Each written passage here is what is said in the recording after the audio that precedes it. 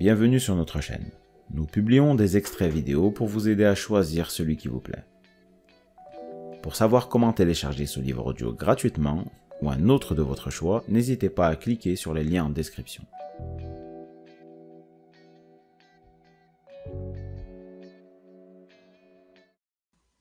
Entre deux espèces attentives. L'obligation pour l'homme de sortir de lui-même, de s'oublier, de se désosser pour comprendre l'autre.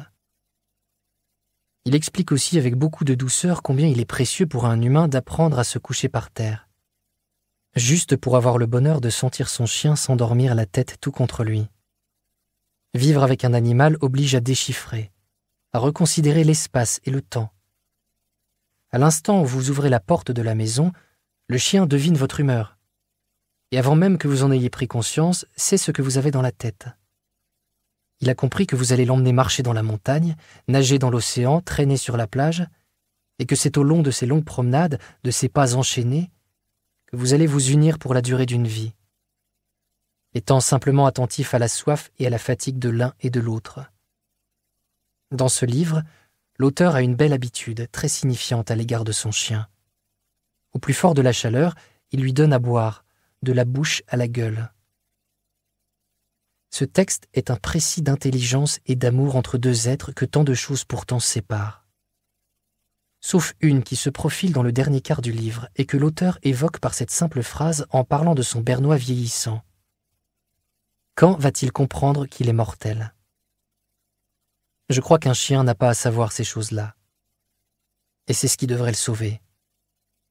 Et pourtant arrive la fin. Des pages d'abord inquiètes dans les entrailles de vétérinaires dévoués, puis déchirantes à l'aube des ultimes jours. À l'instant du départ, l'homme regarde la bête pour la dernière fois et sait désormais qu'il va devoir parler à quelqu'un qui ne lui répond plus. Et là, bien sûr, parce que c'est tout à fait normal maintenant, vous pleurez. Quand elle est morte, j'ai fait incinérer ma chienne. Je suis allé chercher son corps congelé chez le vétérinaire et nous avons roulé ensemble, elle et moi, dans notre voiture, une dernière fois, pendant 50 kilomètres. Arrivé sur place, un homme a ouvert le haillon, l'a fait glisser sur un chariot, et avec une étonnante douceur a simplement dit « Ne vous inquiétez pas, on va en prendre soin ». À perte de vue, une lourde pluie de printemps tombait. Depuis 3 ans, ses cendres et sa laisse sont rangées sur la droite de mon bureau. Alors voilà. Le livre que vous allez lire est un précis d'amour et de conduite, qui vous guidera peut-être jusqu'à cette frontière immatérielle au-delà de laquelle les chiens parlent aux hommes. Vous allez y apprendre d'étonnantes choses sur eux et sur vous-même. Pour ma part, ce texte a aussi réalisé un petit miracle. Au fil des pages et des mots déposés, il m'a permis de retrouver le merveilleux bruit des pas de ma chienne trottant dans la maison, la voix de ses conversations nocturnes et surtout, son odeur après la pluie.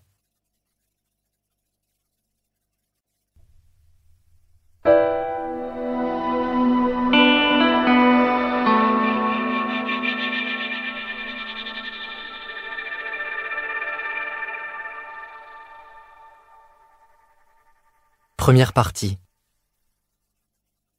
Chapitre 1. Une porosité au bonheur, ou quelque chose comme ça. Sinon, qui peut expliquer l'inattendu ? Les rencontres décidées à embellir notre vie surgissent aux mornes journées. C'est ainsi, rien ne les annonce.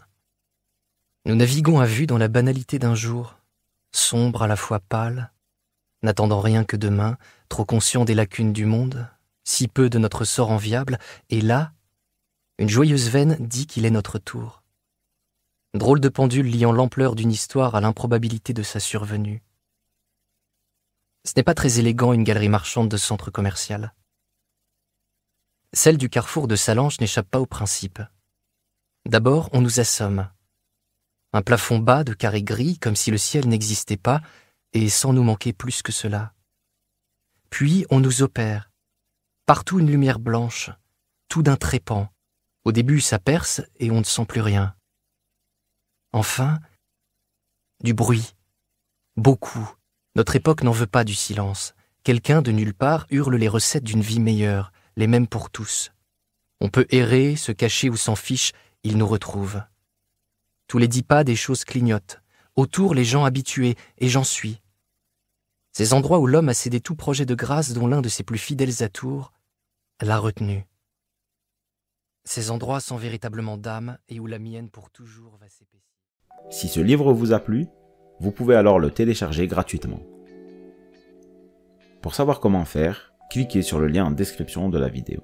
N'hésitez pas à commenter pour nous informer des extraits de livres audio que vous aimeriez écouter.